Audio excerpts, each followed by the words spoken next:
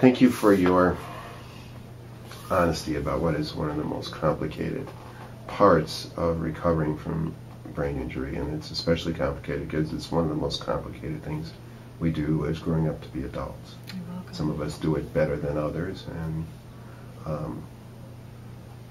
when you manage to re-establish a meaningful relationship with your boyfriend, now husband, how did you work through some of those growing together, the intimacy and the sexual and the romantic feelings again?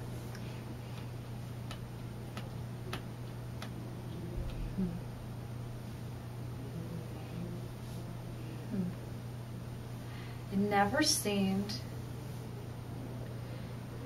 after that affair, I don't remember there being difficulty with my boyfriend, husband.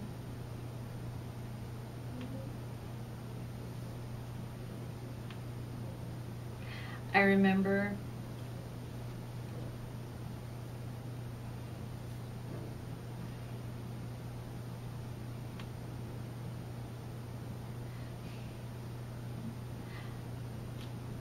I learned from the affair about my expression of love, my verbal expression of love, and I learned about like physical communication or body language, and I learned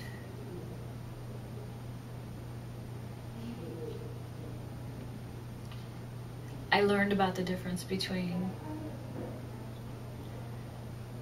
a non-loving physical relationship and a loving physical relationship. I learned that, and so I knew that that affair was not a loving physical relationship. So then when I was with my boyfriend and my husband, I knew that that was a loving physical relationship. I don't know why, but it became easy for me to say, will you hold my hand? He's not a PDA person, public display of affection. And so I learned that I have to ask for that. And I think maybe it became easier for me to ask for that after I've been injured than maybe it would have been prior. Can you ask me differently? Anything else? That's all very good. Do you feel like your sexuality today is changed because of your brain injury, or have you, although at a slower process, ultimately gotten to the same place? Because I wasn't married and I was younger, a lot younger then,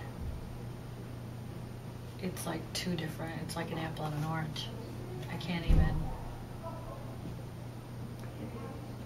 I'm happy with everything. What was the wedding like? What was the process of getting married like for you? It was the coolest thing.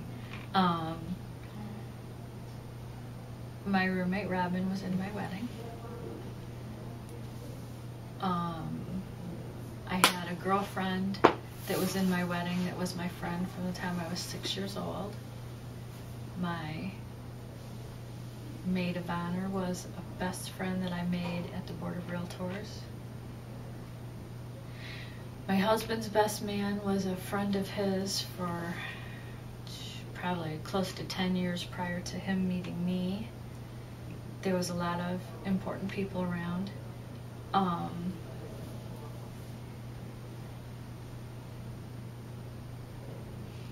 My wedding was not real extravagant. I think I had 120 people. That's not right. It wasn't huge. It wasn't huge. And my wedding dress was given to me by one of my maid of honors, one of the maids. I was in her wedding the year before. I told her I loved her dress, and she gave it to me to wear for my wedding. My boyfriend and I because we had lived together, we agreed that we didn't want our parents to pay for everything, that we wanted to pay for what we could because we were adults.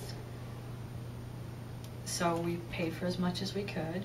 We were married in the church that I had my first communion. The pastor that I'm a Lutheran. We got married Lutheran. My husband is a Catholic. And we got married by the pastor that taught me religion since I was 7 years old. He was retired, but he came out of retirement for our wedding. My parents were, I think they were very proud.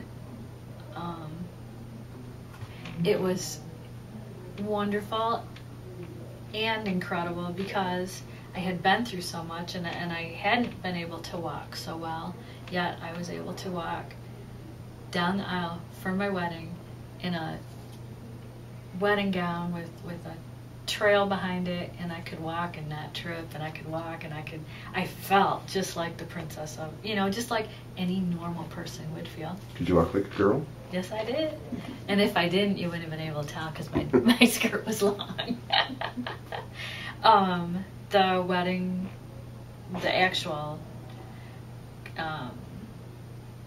saying I do and all that, everything just went fine, and it was videotaped and everything was good then.